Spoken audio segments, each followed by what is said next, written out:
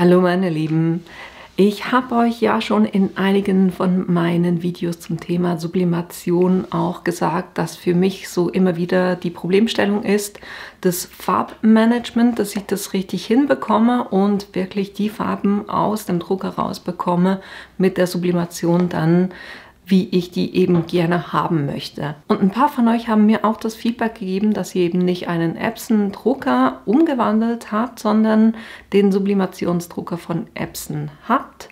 Und darum geht es heute, weil ich habe mir den jetzt auch gekauft, nach langem Hin und Her überlegen. Und das wollte ich euch zeigen. Ich werde natürlich beim anderen Drucker, den ich habe, auch dranbleiben, weil das ist ein A3-Drucker und der neue, das ist nur ein A4-Drucker. Aber eben heute geht es mal um den neuen A4-Drucker.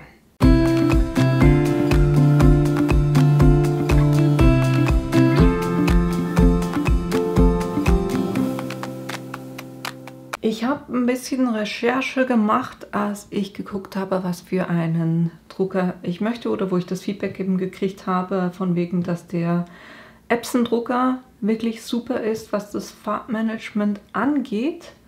Und ja, da habe ich ein bisschen recherchiert nachher und auch natürlich mir die Sawgrass-Drucker angeguckt. Schlussendlich vom Preis her und nicht nur für den Drucker, sondern eben auch für die Tinte, musste ich sagen, okay, nee, ich gucke mir den SureColor 100 an, den von Epson. Den habe ich bestellt, gekostet hat das Ganze, glaube ich, rund 480 Schweizer Franken. Die Tinte war schon mit dabei. Und das Aufsetzen, das werde ich euch nicht separat zeigen. Das geht wirklich super einfach.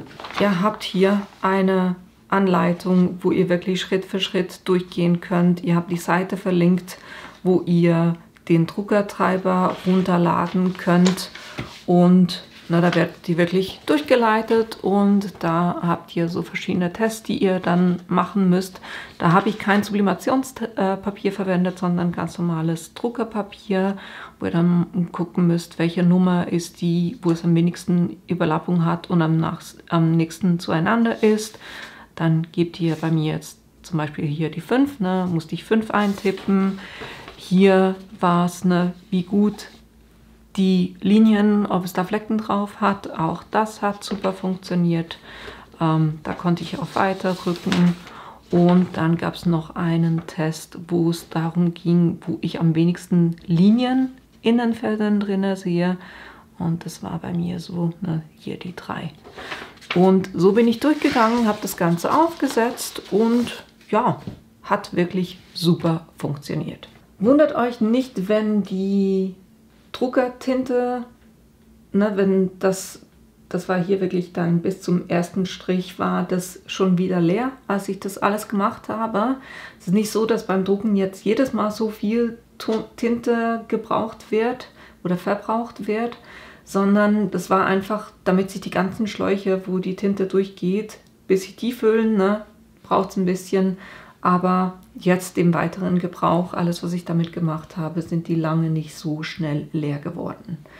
Ich habe, als ich die Tests durchgeführt hatte, habe ich dann auch die Druckertinte gleich wieder aufgefüllt. Na, das sind solche Tuben und was auch super ist, die haben... Na, ihr habt nicht das ganze Ding beim anderen, beim Epson ET 15000, den ich ja quasi umgewandelt habe als Sublimationsdrucker, muss ich ja Spritzen kaufen und das dann in die Patronen reinfüllen. Hier habt ihr wirklich super solche Öffnungen, wo ihr das dann einfach in die Auffüllbehälter reinstecken könnt und sobald es das drin steckt, geht die Tinte durch. Und beim Auffüllen war es dann so, dass die schwarze jetzt wirklich leer ist. Bei den anderen hat es noch drin. Aber macht es nicht so, dass ihr jetzt gleich schon Tinte nachbestellt, weil das, ne, die hält wirklich eine Weile. Und die Tinte selber hat ja auch ein Ablaufdatum. Also ich würde da wirklich nicht auf Vorrat groß Tinte kaufen, sondern ne, einfach mal aufbrauchen und dann bestellt ihr neu, wenn ihr nahe dem Ende seid. So viel zum Drucker. Ihr seht, der ist wirklich super kompakt, passt wunderbar auch auf den Tisch zum Arbeiten. Druckerpapier. Ich habe es so gemacht, dass ich, wenn ich zum Beispiel jetzt Tassen drucke, habe ich die zugeschnitten. Das ist eine A4-Seite, wo ich einfach das in Streifen schneide, die 10,5 cm sind. Und dann kann ich die hier wunderbar reinfüttern und das Ganze drucken, weil hier habt ihr ein Element, was verstellbar ist, ob ich das auf A4 haben will oder eben jetzt für meine Tassenformate. Und ich habe schon vorne weggenommen, heute werde ich Tassen damit bedrucken. Ich habe, als ich den installiert hatte, gleich ein paar Tests gemacht und da muss ich sagen, ne, SureColor war es dann irgendwie nicht. Ihr erinnert euch, wie das Ding eigentlich in echt aussieht, vielleicht von vorherigen Videos. Das war definitiv nicht die richtige Farbe und ich zeige euch nachher, welchen Fehler ich gemacht habe, weil man hat es eigentlich im Papier schon angesehen. Ne? Das ist eins, was ich nicht verwendet habe. Ich habe es zweimal gedruckt und ja, man sieht schon, dass es wesentlich zu dunkel wird. Dann habe ich eben die Korrektur vorgenommen, die ich euch nachher zeige. Und dann war es dann auch definitiv mehr die Farbe, die ich eigentlich haben wollte. Ne? Was ich bei den Druckereinstellungen gemacht habe, das zeige ich euch jetzt gleich auf dem Computer. Beim Drucker selber habe ich Folgendes eingestellt. Ich bin da drauf auf die Einstellungen. Und da habe ich eigentlich nur bei den Optionen gesagt, bidirektionales Drucken aus. Also es ist standardmäßig, ist es auf ein. Das heißt, er druckt beim Vor- und Zurückgehen des Druckkopfes. Und das wollte ich nicht und deshalb habe ich hier ausgemacht. Das ist das Einzige, was ich hier eigentlich eingestellt habe. Und den Rest mache ich aus dem Programm heraus, aus dem ich drucke. Ich habe die Dateien, die ich verwende, habe ich im Adobe Illustrator bearbeitet und ich habe ja euch schon öfter Sachen gezeigt von freepik.com und die Motive, die ich heute verwende, sind auch alle davon. Und da wollte ich euch noch was zeigen, wenn ihr jetzt keinen Adobe Illustrator oder keinen Photoshop habt, dass ihr die Dateien trotzdem verwenden könnt. Ich bin hier eben auf freepik.com und ich habe mir schon eine kleine Kollektion angelegt von Sachen, die ich super süß fand. Und da, ihr seht, das mit den Krönchen sind Sachen, die ihr nur mit dem Abo kriegt, aber es gibt eben auch Sachen, die ihr ohne Abo herunterladen könnt. Und wenn ihr da auf eine Datei geht, zum Beispiel hier und Download, ich drücke jetzt da nicht drauf, weil ich das schon heruntergeladen habe und hier seht ihr EPS und das EPS-Format ist eben was ich mit Adobe Illustrator und Photoshop bearbeiten kann. Ihr seht es auch auf der Webseite, sagen sie, first of all, ne, zum Editieren braucht ihr also zum Editieren der Vektordateien braucht ihr ein Programm wie zum Beispiel Adobe Illustrator, was Industriestandard ist, aber es geht eben auch mit Photoshop. Und wenn ihr jetzt hier nur das Bild nehmen wolltet, dann das geht nicht, weil das quasi ein Wasserzeichen oben drüber hat. Ne? Funktioniert nicht. Aber wenn ihr es herunterladet, dann seht ihr, dass ihr in eurem Download-Ordner nicht nur die EPS-Datei habt, sondern hier auch ein JPEG.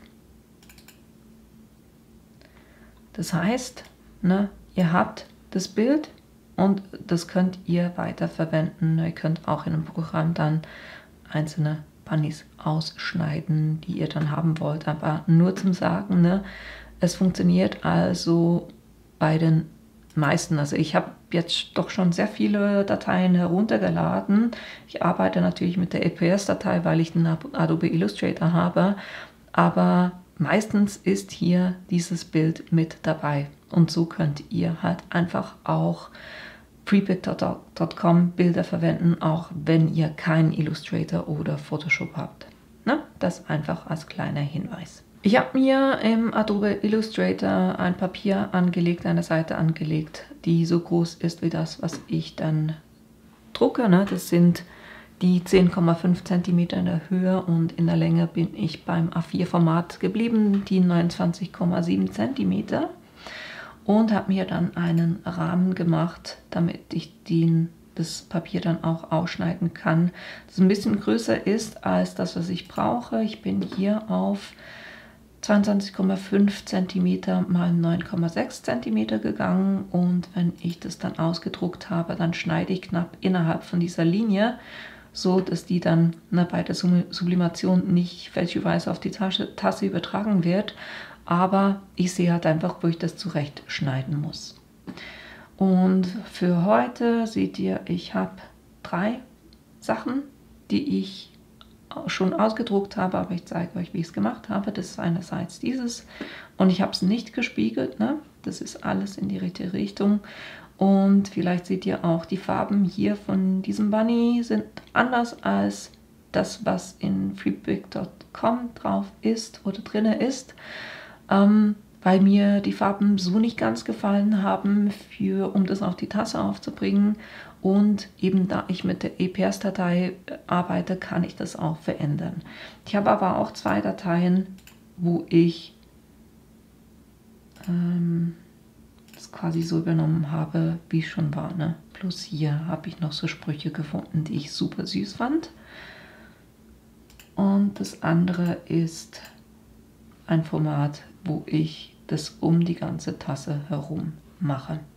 Ne? Das sind die 3 Sachen, die ich drucken werde. Und jetzt zum Drucken. Ich gehe nochmal auf die erste Datei. Da gehe ich jetzt auf Datei drucken. Und ich zeige es euch jetzt im Adobe Illustrator, aber das ist ja eigentlich für die anderen Programme gleich. Und zwar bin ich hier auf Seite einrichten gegangen. Und ich habe mir hier ein Tassenformat angelegt. Also könnt ihr einfach eigene Papierformate anlegen und da habe ich einfach die Breite auf 10,5 mal eben die 29,7 cm angelegt. Das ist das Einzige, was ich hier gemacht habe. Und dann einrichten, da ist es wichtig, das müsst ihr auf jeden Fall machen, egal in welchem Format, Papierformat ihr druckt. Da habe ich einerseits bei der Farbanpassung, das war genau der Fehler, den ich beim Ausprobieren zuerst gemacht hatte. Standardmäßig ist er auf dem Epson-Modul Farbanpassung und das war bei mir dann nicht richtig von der Farbe her. Ich drucke jetzt immer nur mit dem Color Sync.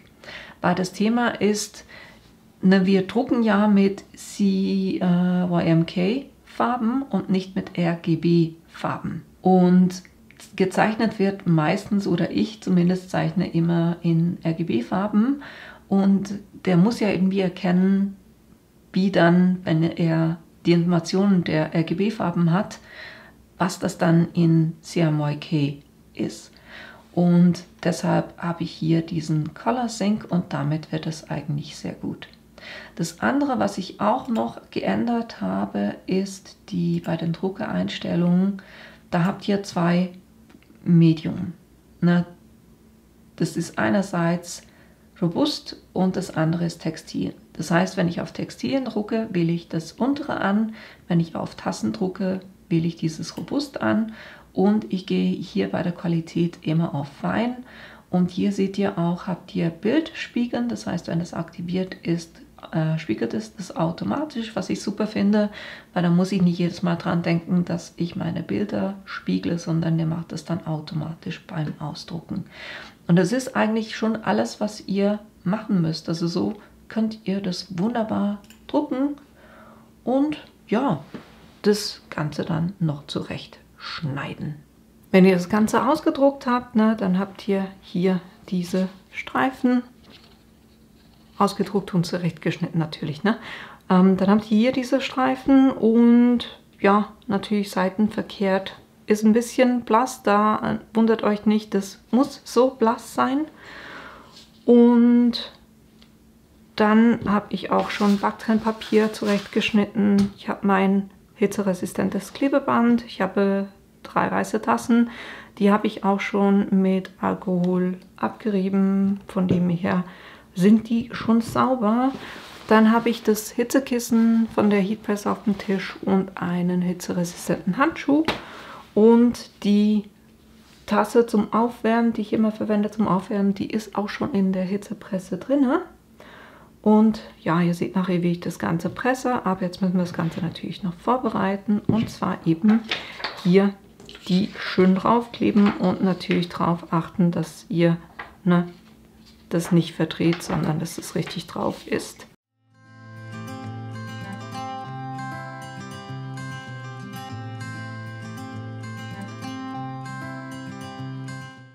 Ich fange hier immer auf einer Seite an und dann gehe ich quasi ringsherum und drücke das schön runter, damit das wirklich schön satt auf der Tasse liegt.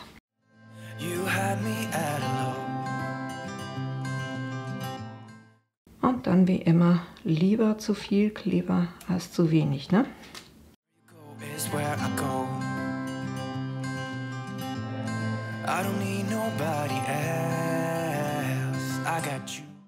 Und dann noch ein Backtrennpapier ringsherum. Warum das Backtrennpapier?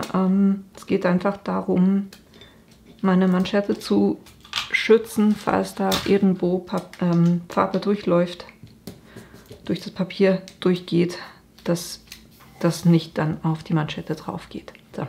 Und so verpacke ich alle Tassen einmal.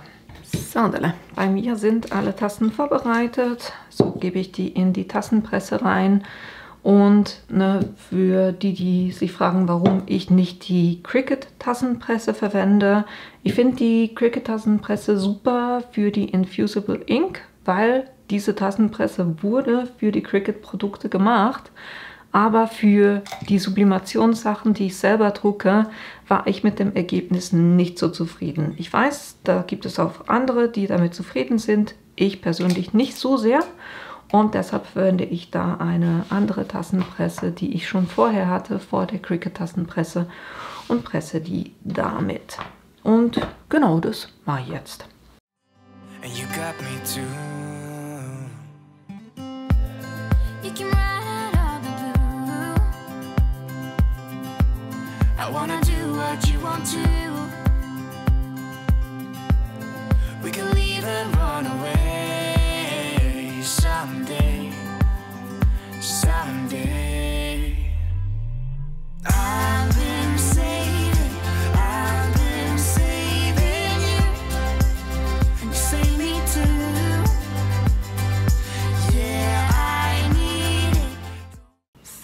Ich habe die Tassen gepresst bei 180 Grad, 180 Sekunden.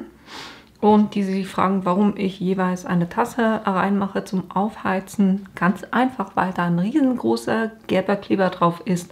Von wegen nicht aufheizen ohne Tasse. Mache ich natürlich. Nee, es geht einfach darum, dass die Manschette langlebiger ist, wenn man das macht. Die ganzen Tassen sind noch ein bisschen warm, aber ich fange jetzt trotzdem schon mal an, das zu lösen.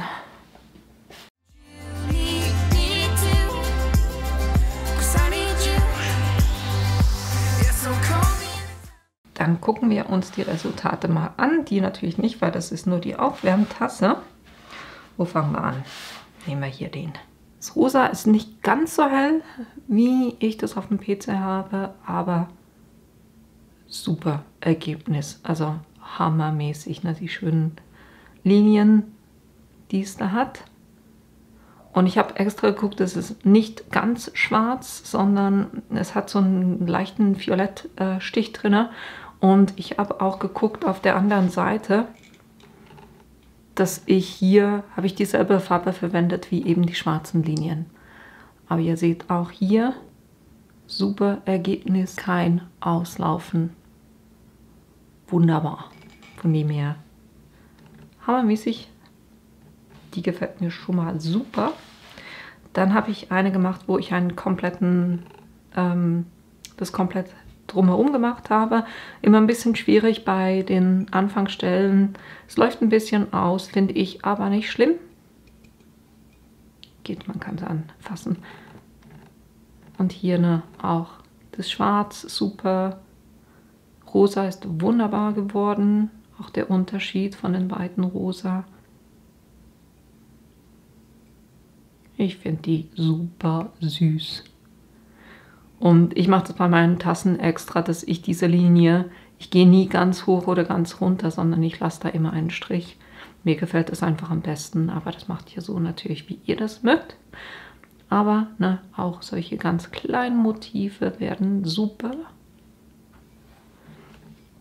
Und dann haben wir hier noch diesen Hasen. Und auch hier, ich habe die Linienfarbe, das ursprüngliche Bild ist eigentlich komplett schwarz. Aber wenn man das Bild kleiner macht, werden diese schwarzen Linien sehr intensiv. Und das soll ja dienen als Schraffierung, als Schattierung quasi. Und deshalb habe ich das auf Grau, eine dunkelgrau geändert, damit es nicht ganz so intensiv ist. Und so sieht es wirklich wunderbar aus. Und ihr seht, wenn ihr euch an das ursprüngliche Bild erinnert, ich hatte vorgestern ein Video gemacht, wo ich das ursprüngliche Bild gezeigt hatte. Das habe ich angepasst. Quasi, ich habe die Farbe vom Ei genommen und hier hinten das Grün an diese Farbe angepasst und einfach ein paar Stufen heller gemacht. Und hier war gelb und dann unten dieses Grün, was es vorher hatte. Das habe ich geändert, dass beides gelb ist, weil ich das einfach schöner fand. Und auch das Rosa habe ich noch ein bisschen angepasst. Also hier ist es nicht wie das Originalbild, sondern so, wie ich das eben gerne haben wollte. Und da muss ich sagen, wirklich Farbe super geworden im Vergleich zu dem, wie ich das designt hatte. Und auch hier habe ich dann nicht schwarz genommen, sondern eben diese gräuliche Farbe. Ne? Somebody Loves You. Super süß. Also alle Ergebnisse, wie ich finde, super geworden. Also kann man echt nicht meckern. Von dem her mit dieser Anpassung, mit dieser, dass er die Farben selber erkennt und umwandelt und dann richtig druckt, hat wunderbar funktioniert. Ich bin begeistert. Von dem her muss ich jetzt nicht mehr in Zukunft die ganze Zeit Tests machen, sondern kann mich quasi drauf verlassen, dass die Ergebnisse dann auch so werden, wie ich das gerne haben möchte. Ne? Also, ich kann definitiv sagen, super Sache. Also, ich kann den Drucker definitiv empfehlen.